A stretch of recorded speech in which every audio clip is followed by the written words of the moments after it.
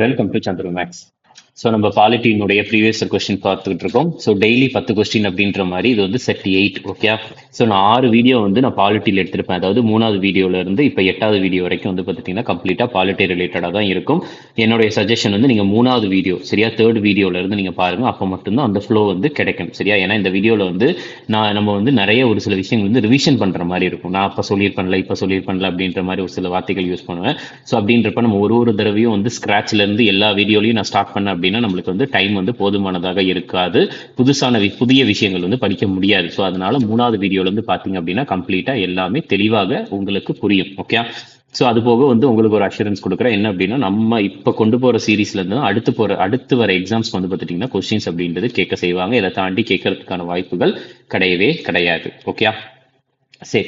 So நம்ம இப்போ பார்க்குறது வந்து பார்த்துட்டிங்கன்னா ஸ்டெனோ 2025 பாலிட்டி கொஸ்டின்ஸ் தான். ஓகே. ஸோ அதில் வந்து முதல் கேள்வி பாருங்கள். ஃபர்ஸ்ட் வந்து என்ன கொடுத்துருக்குறாங்க அப்படின்னா ஒரு பக்கம் வந்து ஸ்கெடியூலு, இன்னொரு பக்கம் அதனுடைய ஃபீச்சர் கேட்டிருக்காங்க. நான் ஸ்கெடியூலை பொறுத்த வரைக்கும் நான் ஒரு சில ஷார்ட்கட் வந்து நான் சொல்லியிருக்கேன். என்ன ஷார்ட்கட் சொல்லியிருக்கேன்னா டியர்ஸ் ஆஃப் ஓல்டு பிஎம் அப்படின்ட்டு சொல்லியிருக்கேன். டியர்ஸ் ஆஃப் ஓல்டு பிஎம் அப்படின்ட்டு நான் சொல்லியிருந்தேன்.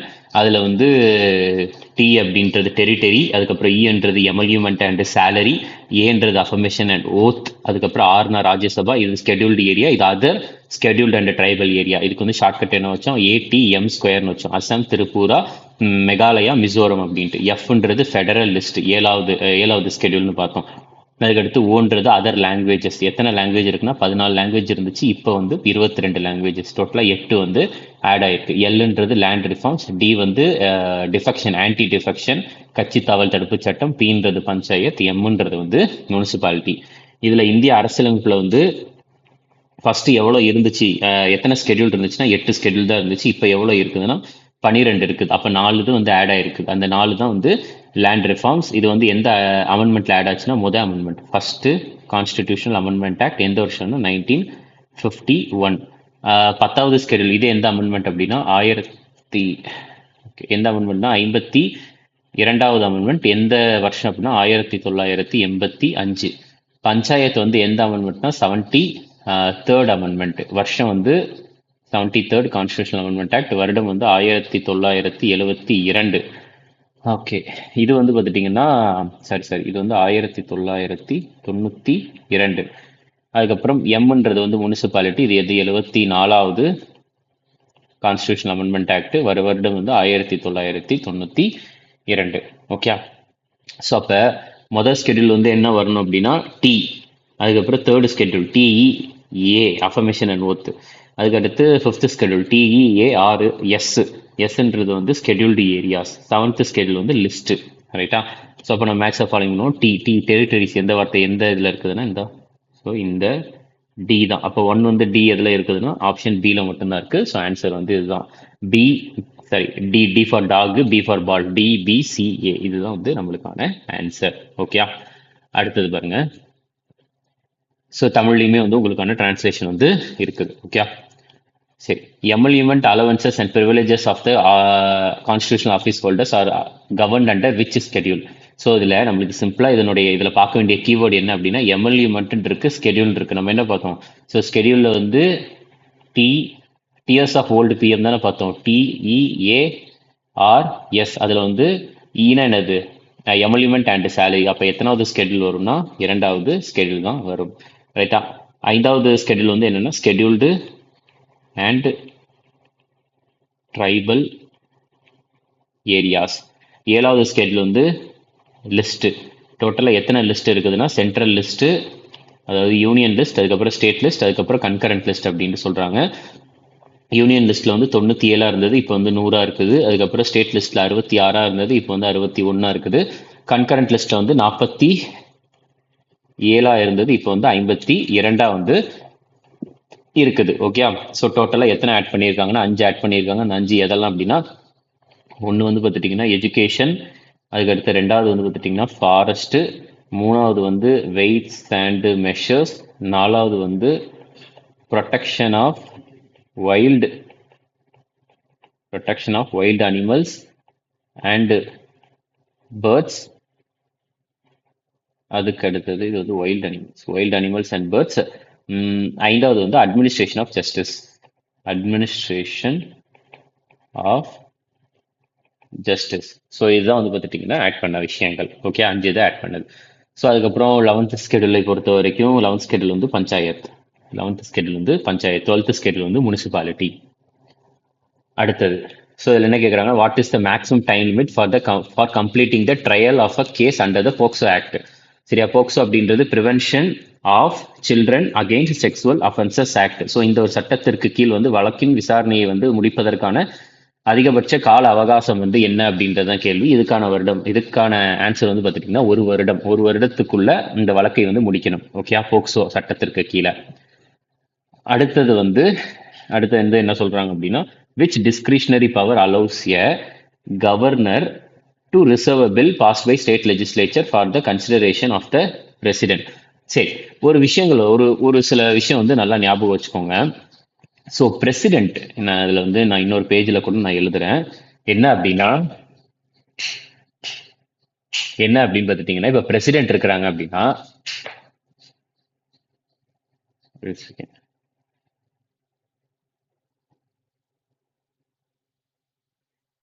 பிரசிடென்ட்டுக்கு வந்து ஒரு பவர் உண்டு. என்ன பவர் அப்படின்னா வீட்டோ பவர் அப்படின்ட்டு சொல்லுவாங்க. என்ன அப்படிங்க பாருங்க, ஸோ நம்மளுக்கு ஒரு பில் இருக்குல்ல, ஒரு மசோதா வந்து ஆக்டா மாறணும், சட்டமா மாறுவதற்கு வந்து யாரெல்லாம் வந்து அதுல வந்து ரோல் பிளே பண்ணுவாங்கன்னா, மக்களவை, மாநிலங்களவை, கடைசியாக யார்கிட்ட போவோம் அப்படின்னா பிரசிடென்ட் கிட்ட போவோம். பிரசிடென்ட் வந்து அதுக்கு வந்து ஒப்புதல் கொடுப்பாங்க. இப்ப என்ன ஆகுது அப்படின்னா, ஸோ இப்போ இந்த பிரசிடென்ட் கிட்ட இந்த பில்லு அதாவது இந்த மசோதா போறப்ப பிரசிடென்ட் வந்து என்ன பண்ண முடியும் அப்படின்னா, பிரசிடென்ட்டுக்கு வந்து ஒரு பவர் உண்டு. அந்த பவர் பேர் தான் வந்து என்னன்னா வீட்டோ பவர் அப்படின்ட்டு சொல்லுவாங்க. அந்த பவர் பேர் தான் வீட்டோ பவர். டோட்டலா எத்தனை வீட்டோ இருக்குது அப்படின்னா மொத்தம் 3 இருக்குது. டோட்டலா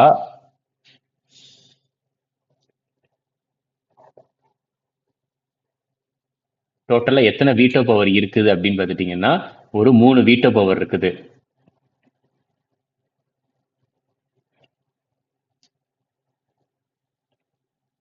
ஒன்று வந்து அப்சல்யூட்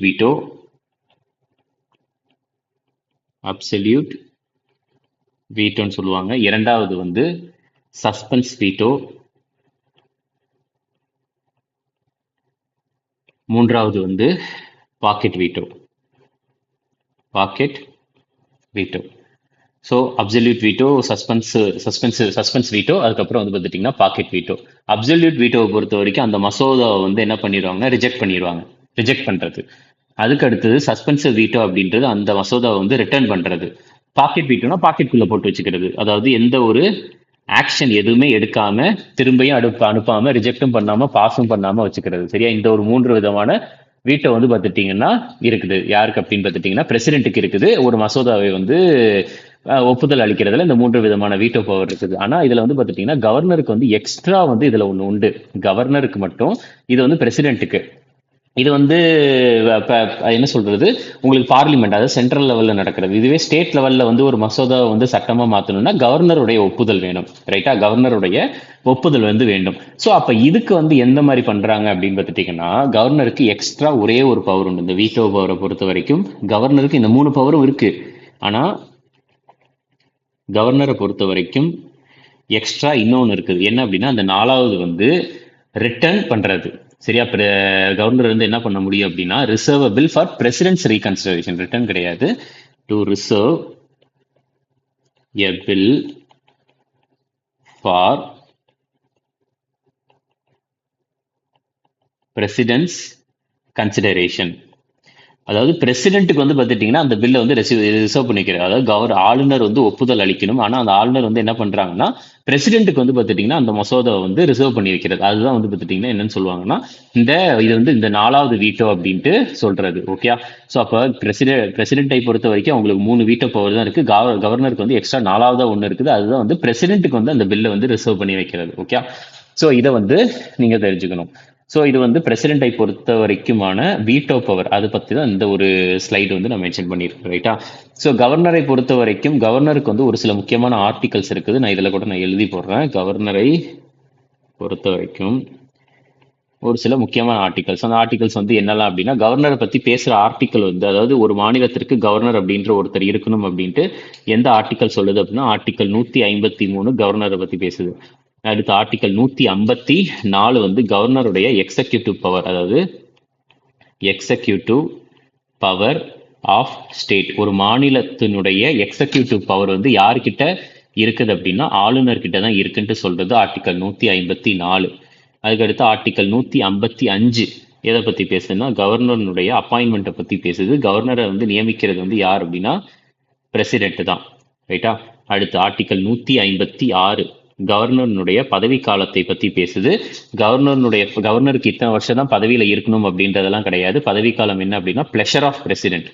பிளஷர் ஆஃப் பிரசிடென்ட் அப்படின்றதுக்கான அர்த்தம் என்ன அப்படின்னா, கவர்னர் வந்து பிரசிடென்ட் வந்து வேலையை விட்டு தூக்குற வரைக்கும் அந்த பதவியில இருந்துக்கலாம் அப்படின்ட்டு சொல்றதுதான், ரைட்டா.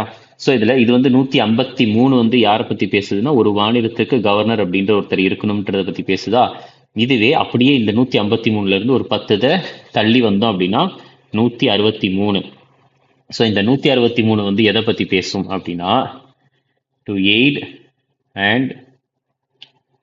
Eight and advise of council of ministers, ரைட்டா. அதாவது இது வந்து கவர்னருக்கு, கவுன்சில் ஆஃப் மினிஸ்டர்ஸ் யாருக்கு அட்வைஸ் பண்ணணும்னா கவர்னருக்கு. ஒரு மாநிலத்தினுடைய அந்த அமைச்சர்கள் இருக்காங்கல்ல, ஸோ அவங்க வந்து கவர்னருக்கு வந்து அட்வைஸ் பண்ணணும். அந்த அட்வைஸ் படி தான் கவர்னர் வந்து நடந்துக்கணும் அப்படின்றத பத்தி சொல்றது ஆர்டிகல் 163. ஓகே, இது வந்து கவர்னருக்கு. ஓகே, ஸோ இதுதான் இந்த கொஸ்டினை பொறுத்த வரைக்கும். ஸோ அப்போ வந்து இந்த கொஸ்டினுக்கான ஆன்சர் வந்து, ஸோ இது வந்து டிஸ்கிரிஷனரி பவர் தான் கேட்குறாங்க. டிஸ்கிரிஷனரி பவர் அப்படின்றது விருப்புரிமை அப்படின்ட்டு. ஸோ அப்போ வந்து டிஸ்கிரிஷனரி பவர் என்ன அப்படின்னா, to send a report to the president for imposition of president's rule அனுப்பலாம். பட் ஆனால் அது டிஸ்கிரிஷனரி பவர் கிடையாது. இதுதான் வந்து பார்த்துட்டிங்கன்னா discretionary power. Okay, so answer வந்து என்னன்னா, to reserve a bill for president's consideration. Okay, அடுத்த கேள்வி. ஓகே, ஸோ இந்த கேள்வி எது ரிலேட்டடாக இருக்குதுன்னா, high court which of the following high courts has jurisdiction for more than one state. அதாவது ஒரு மாநிலத்திற்கு, அதாவது ஒன்றுக்கு மேற்பட்ட மாநிலங்களின் மீது அதிகார வரம்பை கொண்டுள்ள உயர்நீதிமன்றங்கள் எது அப்படின்ட்டு கேட்குறாங்க. இதுக்கான ஆன்சர் வந்து கவுஹாட்டி ஹைகோர்ட் தான்.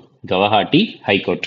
இப்போ என்ன ஒன்றுனா, அதாவது கேரளாவினுடைய உயர்நீதிமன்றம் வந்து எதுக்கும் உயர்நீதிமன்றம் அப்படின்னா லட்சத்தீப்புக்கும், சரியா. கேரளாவினுடைய ஹைகோர்ட் வந்து லக்ஷத்வீப் இருக்குல்ல, லக்ஷத்வீப்புக்குமே வந்து உயர்நீதிமன்றம் தான், கேரளாவினுடைய உயர்நீதிமன்றம். ஆனால் லக்ஷத்வீப் வந்து ஒரு யூனியன் பிரதேசம், பட் அதாவது மாநிலம் கிடையாது. ஆனால் கொஸ்டின்ல கேட்கறது மாநிலம் தான், ரைட்டா. இதை தெரிஞ்சுக்கணும். அதுக்கு அடுத்தது வந்து வேற என்ன முக்கியமான, இப்போ தமிழ்நாடு, அதாவது தமிழ்நாட்டில் இருக்கக்கூடிய மெட்ராஸ் ஹைகோர்ட் இருக்குல்ல, அது வந்து வேற எந்த யூனியன் பிரதேசத்துக்கு ஹைகோர்ட்னா புதுச்சேரிக்கு, புதுச்சேரிக்குமே ஹைகோர்ட், ரைட்டா. தமிழ்நாட்டில் இருக்கக்கூடிய மெட்ராஸ் ஹைகோர்ட், தமிழ்நாடு மற்றும் புதுச்சேரி. ஆனால் புதுச்சேரி வந்து ஒரு யூனியன் பிரதேசம், புதுச்சேரி ஒரு யூனியன் பிரதேசம்.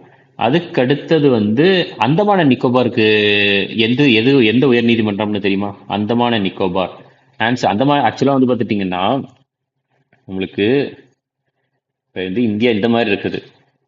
உங்களுக்கு லக்ஷதீப் வந்து பார்த்துட்டிங்கன்னா இந்த சைடு இருக்குது, லக்ஷதீப் வந்து இந்த சைடு இருக்கு, அந்தமான நிக்கோபார் வந்து இந்த சைடு இருக்கு. லக்ஷதீப்புடைய உயர்நீதிமன்றம் வந்து கேரளாவுக்கு. ஆனா அந்தமான நிக்கோபாருக்கு வந்து பார்த்துட்டீங்கன்னா தமிழ்நாடான்னு கேட்டா கிடையவே கிடையாது. அந்தமான நிக்கோபாருக்கு வந்து பார்த்துட்டீங்கன்னா கொல்கட்டா. அந்தமான நிக்கோபாருக்கு வந்து எது அப்படின்னா கொல்கட்டா உயர்நீதிமன்றம். ஸோ இதை தெரிஞ்சுக்கோங்க, நான் எழுதி போடுறேன், கொல்கட்டா. ஸோ இதுக்கான ஆன்சர் வந்து டெல்லிக்கு தனியாக, டெல்லியோட ஹைகோர்ட் வேற எதுக்கும் இல்லை, டெல்லி இது மட்டும்தான். அதுக்கப்புறம் இதுவும் பாட்னா ஹைகோர்ட்டுக்குலாம் வேற எந்த மாநிலமும் கிடையவே கிடையாது. ஓகே, பட் ஆனால் இந்த கவுஹாட்டி ஹைகோர்ட் இருக்குல்ல, கவுஹாட்டி ஹைகோர்ட் வந்து வேற எந்த மாநிலத்திற்குலாம் உயர்நீதிமன்றம் அப்படின்னா, அஸ்ஸாமுக்கான உயர்நீதிமன்றம் கவுஹாட்டி ஹைகோர்ட் தான். அதுக்கப்புறம் அருணாச்சல் பிரதேசுக்கான உயர்நீதிமன்றம் கவுஹாட்டி ஹைகோர்ட் தான். அதுக்கப்புறம் நாகாலாந்து, அதுக்குமே கவுஹாட்டி ஹைகோர்ட் தான். மெகாலயா கவுஹாட்டி ஹைகோர்ட் தான். திரிபுரா கவுஹாட்டி ஹைகோர்ட் தான். மிசோரம் கவுஹாட்டி ஹைகோர்ட் தான். 6 மாநிலத்திற்கு வந்து பார்த்துட்டிங்கன்னா கவுஹாட்டி ஹைகோர்ட் தான். கவுஹாட்டி எங்க இருக்குன்னா அஸ்ஸாம்ல இருக்குது. ஓகே, ஸோ ஹைகோர்ட்டை பொறுத்த வரைக்கும் ஒரு சில முக்கியமான ஆர்டிக்கல் வந்து நம்ம பார்த்துடலாமா? ஹைகோர்ட். ஸோ ஹைகோர்ட்டை பொறுத்த வரைக்கும் எந்தெந்த ஆர்டிக்கல்லாம் முக்கியம் அப்படின்னா 214, 215, 216, அதுக்கு அடுத்தது 217. ஸோ ஆர்டிகல் 214 வந்து எதை பற்றி பேசுதுன்னா ஒரு மாநிலத்திற்கும் ஒரு உயர்நீதிமன்றம் இருக்கணும் அப்படின்ட்டு. அதாவது ஒரு மாநிலத்திற்கும் உயர்நீதிமன்றம். இப்போ வந்து நம்ம பார்த்தோம்ல, இப்போ நாகாலாந்துக்கு உயர்நீதிமன்றம் இருக்குதான், ஆனால் அது எங்கே இருக்குதுன்னா கவுஹாட்டி ஹைகோர்ட்டில் இருக்குது. Okay, high court for each state அப்படின்ட்டு சொல்றது வந்து ஆர்டிகல் 214. 215 வந்து ஒரு உயர்நீதிமன்றமும் கோர்ட் ஆஃப் ரெக்கார்டா செயல்படலாம். கோர்ட் ஆஃப் ரெக்கார்ட் அப்படின்றது அந்த உயர்நீதிமன்றத்தில் நடக்கக்கூடிய விவாதங்களை வந்து அவங்க வந்து ரெக்கார்ட் பண்ணி வச்சு திருப்பி அதை வந்து யூஸ் பண்ணிக்கலாம் அப்படின்ட்டு சொல்றாங்க. அது போக இந்த 215 தான் கண்டெம்ட் ஆஃப் கோர்ட் அப்படின்ட்டு, சரியா, அதாவது அவமதிப்பு, நீதிமன்ற அவமதிப்புன்னு சொல்றாங்கல்ல, ஸோ அதுக்கு வந்து தண்டனையும் கொடுக்க முடியும் அப்படின்ட்டு சொல்றது ஆர்டிகல் 215. 216க்கு கீழே வந்து அதாவது ஒரு உயர் நீதிமன்றம்னு இருந்தால் அந்த உயர் நீதிமன்றத்துக்கு ஒரு தலைமை நீதிபதி, அதாவது சீஃப் ஜஸ்டிஸ் இருக்கணும். அது போக வந்து அங்கே வந்து ஜட்ஜஸ் இருக்கணும் அப்படின்ட்டு சொல்றதை பற்றி 216. அடுத்தது 217, இந்த உயர் நீதிமன்றத்தின் சீஃப் ஜஸ்டிஸ், அதாவது தலைமை நீதிபதி ஆகட்டும் மற்றும் இந்த ஜட்ஜஸ் ஆகட்டும், இவங்களுடைய அப்பாயின்மெண்ட்டை பற்றி பேசுறது. இவங்களை வந்து அப்பாயின்ட் பண்ணுறது வந்து யார் அப்படின்னா குடியரசுத் தலைவர் தான் வந்து அப்பாயின்ட் பண்ணுவாங்க. குடியரசுத் தலைவர் இவங்களை அப்பாயின்ட் பண்ணுறதுக்கு முன்னாடி யார்கிட்ட வந்து கன்சல்டேஷன் வாங்குவாங்க அப்படின்னா சீஃப் ஜஸ்டிஸ் ஆஃப் இந்தியா மற்றும் கவர்னர், உச்ச நீதிமன்றத்தின் தலைமை நீதிபதி மற்றும் எந்த மாநிலத்திற்கு இது பண்ண போறாங்களோ, சரி, எந்த மாநிலத்திற்கு அந்த சீஃப் ஜஸ்டிஸை வந்து அப்பாயின்ட் பண்ண போறாங்களோ அவங்க அந்த மாநிலத்தினுடைய ஆளுநர் கிட்ட வந்து பார்த்துட்டிங்கன்னா இது பண்ணிக்குவாங்க, என்னன்னா ரெக்கமெண்டேஷன் வந்து கேட்பாங்க, ரைட்டா, கன்சல்டேஷன் வச்சுக்குவாங்க. இது வந்து முக்கியம். அதுக்கு அடுத்தது ஆர்டிக்கல், இது 217. அடுத்து ஆர்டிக்கல் 225. இது வந்து அந்த உயர்நீதிமன்றத்தினுடைய அதிகார வரம்பை வந்து எந்த ஜூரிஸ்டிக்ஷன் வரைக்கும் அது வந்து செயல்படலாம் அப்படின்றத பத்தி பேசுறது 225. அதுக்கு அடுத்தது 227. இது எதை பத்தி பேசும் அப்படின்னா அந்த இப்போ இப்போ மெட்ராஸ் ஹைகோர்ட் இருக்குன்னு வச்சுக்கோங்க. அந்த மெட்ராஸ் ஹைகோர்ட் வந்து என்ன பண்ணும் அப்படின்னா அதனுடைய ஜூரிஸ்டிக்ஷன்ல இருக்கக்கூடிய எல்லா உயர் நீதிமன்றத்துக்கும் பிளஸ் அது போக தீர்ப்பாயங்கள் இருக்கும், ட்ரிபியூனல்ஸ். ஸோ அதை வந்து பார்த்துட்டீங்கன்னா சூப்பரிண்டன்ஸ், அதாவது கண்காணிக்கிறதுக்கான ஒரு அதிகாரத்தை வந்து 227 கொடுக்குது. என்னன்னா சூப்பரிண்டெண்டன்ஸ்னா அதாவது கண்காணிக்கிறது. Superintendence of over all courts and tribunals அப்படின்னா தீர்ப்பாயங்கள் அண்டர் இட்ஸ் டெரிட்டோரியல் ஜூரிஸ்டிக்ஷன். அதனுடைய எல்லை வரம்புக்குள்ள இருக்கக்கூடிய அனைத்து வகையான நீதிமன்றங்கள் மற்றும் தீர்ப்பாயங்களை வந்து கண்காணிக்கிறதுக்கான ஒரு அதிகாரத்தை 227 ஒரு உயர் நீதிமன்றத்துக்கு கொடுக்குது.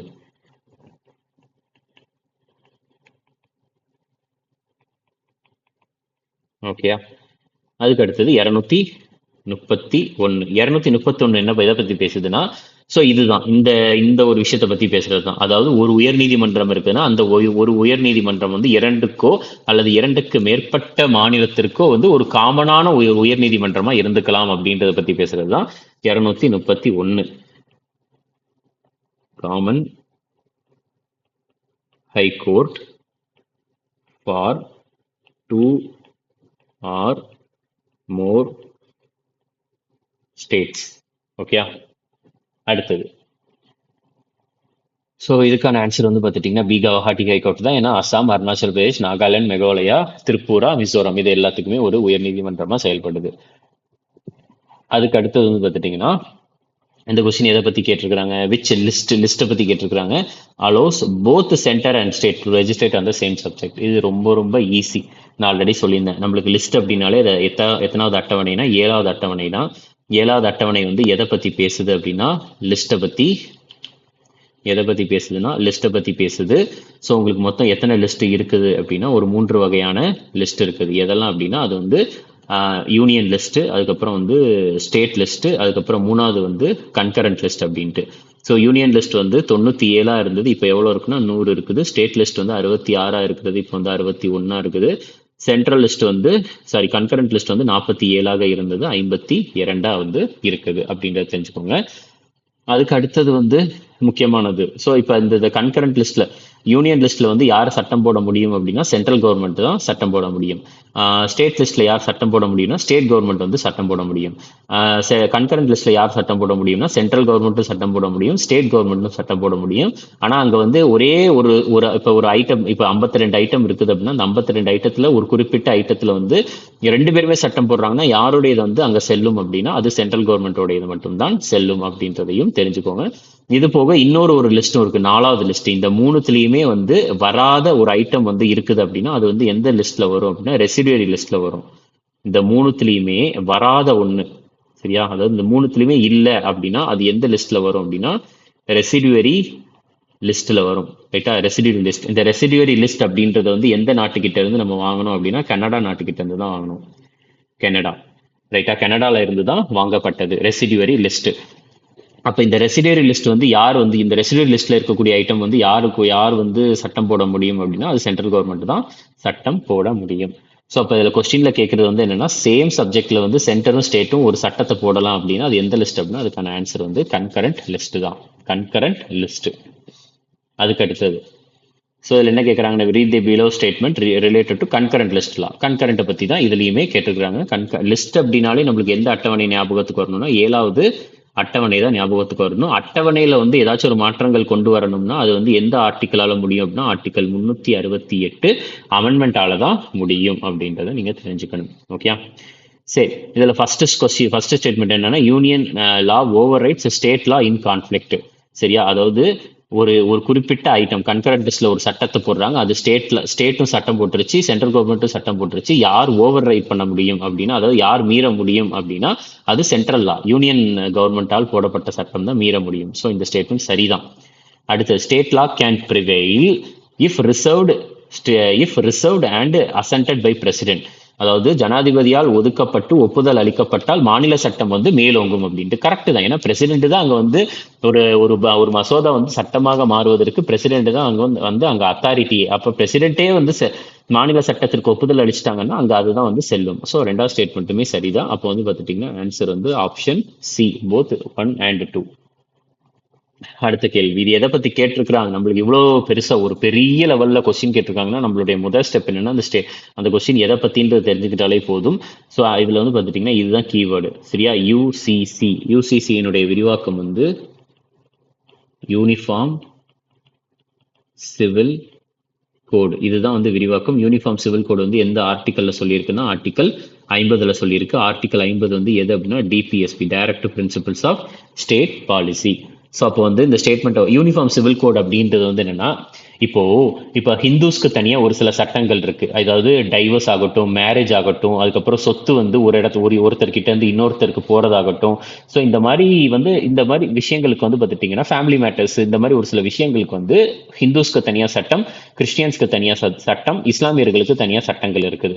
பட் ஆனால் இந்த யூனிஃபார்ம் சிவில் கோட் என்ன கொண்டு வரும் அப்படின்னா ஹிந்துஸ், கிறிஸ்டியன்ஸ், முஸ்லிம்ஸ் எல்லாருக்குமே ஒரே சட்டங்களை வந்து பார்த்துட்டீங்கன்னா கொண்டு வரும்.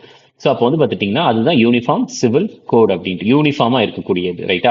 ஸோ அப்போ சாரி இது வந்து ஆர்டிக்கல் 50 கிடையாது, மாற்றி சொல்லிட்டேன். இது ஆர்டிக்கல் 50 இல்லை, இது வந்து ஆர்டிக்கல்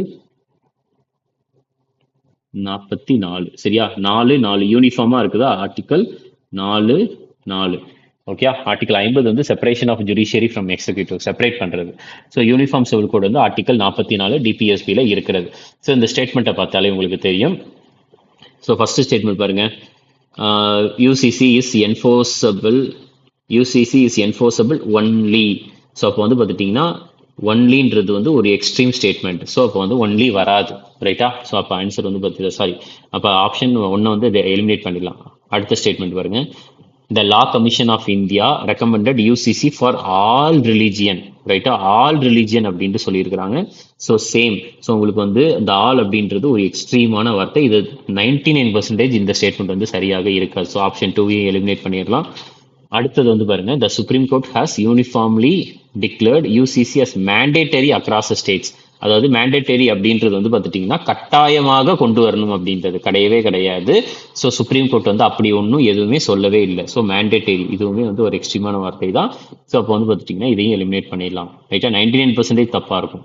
ஸோ அப்போ எது வந்து ஒரு ஒரு பேசிக்கான ஒரு லெவலில் வந்து ஒரு காமனான ஸ்டேட்மெண்ட் கொடுக்குதுன்றதை மட்டும் பார்த்தாலே போதும். UCC is already implemented in Goa and Uttarakhand through there respective legislative frame work. இதுதான் ஒரு காமனான ஸ்டேட்மெண்ட்டே. ஸோ உங்களுக்கு இது தேர்ட் ஸ்டேட்மெண்ட்டை எலிமினேட் பண்ணிட்டோம் அப்படின்னா ஆப்ஷன் டியில் தான் வந்து நிற்கும், அதாவது ஆப்ஷன் 4. ஸோ யூசிசி வந்து ஆல்ரெடி யூனிஃபார்ம் சிவில் கோட் அதில் ஆல்ரெடி கோவாலையும் உத்தரகாண்ட்லையும் வந்துருச்சு. இது மட்டும்தான் சரியான ஸ்டேட்மெண்ட்டே, மற்ற அனைத்துமே தவறு. அடுத்த கேள்வி. ஸோ இந்த தடவை வந்து இந்த எஸ்எஸ்சி எடுக்யூட்டி பேட்டர்னில் வந்து நிறைய கொஸ்டின் வந்து இது ரிலேட்டடாக தான் கேட்டிருக்கிறாங்க. பாரதிய சாக்ஷ்ய அதிநியம். பாரதிய சாக்ஷ்ய அதிநியம்ன்றதை நம்ம வந்து எதை பார்த்தோம் அப்படின்னா இந்தியன் எவிடன்ஸ் ஆக்டை தான் பார்த்தோம், ரைட்டா? Indian evidence act. ஸோ அப்போ பாருங்க, எவிடன்ஸ் ஆக்ட்ல வந்து ஃபண்டமெண்டல் ரைட்ஸ்க்கும் எவிடன்ஸ்க்கும் சம்மந்தம் கிடையாது. பாருங்க, abolishment of supreme court. Supreme கோர்ட்டை அபாலிஷ் பண்ணணும்னு சொல்லணும், கிடையவே கிடையாது. அதுக்கடுத்து removal of all existing laws, கிடையவே கிடையாது. தற்போது உள்ள அனைத்து சட்டங்களையுமே நீக்கிறது, கிடையவே கிடையாது. எல்லாமே ரொம்ப ரொம்ப எக்ஸ்ட்ரீமான statement. Digitisation of evidence. Evidence வந்து டிஜிட்டல் முறையா மாத்துறது மட்டும்தான். அடுத்து இதுவுமே வந்து ஒரு பேசிக் காமன் சென்ஸ் கொஸ்டின் தான். கிஷோர் மக்வானாவுடைய அப்பாயின்மெண்ட் வந்து சேர்மன் ஆஃப் என்சிஎஸ்சி. என்சிஎஸ்சி அப்படின்றது national commission for scheduled caste. இது வந்து significant in which evaluating context. ரொம்ப சிம்பிளான ஒரு கொஸ்டின், ரைட்டா? ஆர்டிகல் 338 என்ன பார்த்தோம்? National commission for scheduled caste பார்த்தோம். 338A என்ன பார்த்தோம்? National commission for scheduled tribe பார்த்தோம். 338B என்ன பார்த்தோம்? National commission for backward classes பார்த்தோம். ஸோ இதில் கொஸ்டின் என்ன கேட்குறாங்க? Chairman of national commission for எஸ்சியா வந்து பார்த்துட்டிங்கன்னா கிஷோர் மக்வானா தேர்வாயிருக்கு. அப்போ அது ரிலேட்டடாக தான் கேட்டிருக்காங்க. ஸோ இது வந்து எதுல முக்கியம் அப்படின்ட்டு agriculture. National commission for scheduled காஸ்ட்டுக்கும் அக்ரிகல்ச்சருக்கும் சம்மந்தம் கிடையாது. பொலிட்டிக்கல் கன்சல்டேஷன் கிடையாது. காஸ்ட் சென்சஸும் கிடையாது. ஆன்சர் வந்து பார்த்துட்டிங்கன்னா ஸ்கெடியூல்டு காஸ்ட் பாலிசி இம்ப்ளிமெண்டேஷன். இது ஒரு காமனான ஒரு பேசிக் சென்ஸ் கொஸ்டின் தான். ஓகே, சரி. ஸோ இதோட வந்து பார்த்துட்டிங்கன்னா நம்மளுக்கு 8வது செட்டும் முடிஞ்சிருச்சு. ஓகேயா? ஸோ நம்ம நெக்ஸ்ட் இன்னொரு 2-3 செட்டு தான் பாலிட்டியில் பெண்டிங் இருக்குது. அதை முடிச்சிட்டோம் அப்படின்னா நம்ம திருப்பி ஜாகிரஃபியை கண்டினியூ பண்ணிடலாம். ஜாகிரஃபியும் ஒரு 4-5 செட்டில் முடிஞ்சிடும். திருப்பி அதுக்கப்புறம் எக்கனாமி, அடுத்து ஹிஸ்ட்ரி, அதுக்கப்புறம் சயின்ஸ், அதுக்கப்புறம் கரண்ட் அஃபேர்ஸ், அதுக்கடுத்து ஸ்டாட்டிக் நம்ம முடிச்சிட்டோம்னா ஸ்டெனோட இது முடிஞ்சிடும். திருப்பி அதுக்கடுத்து செலெக்ஷன் போஸ்ட்.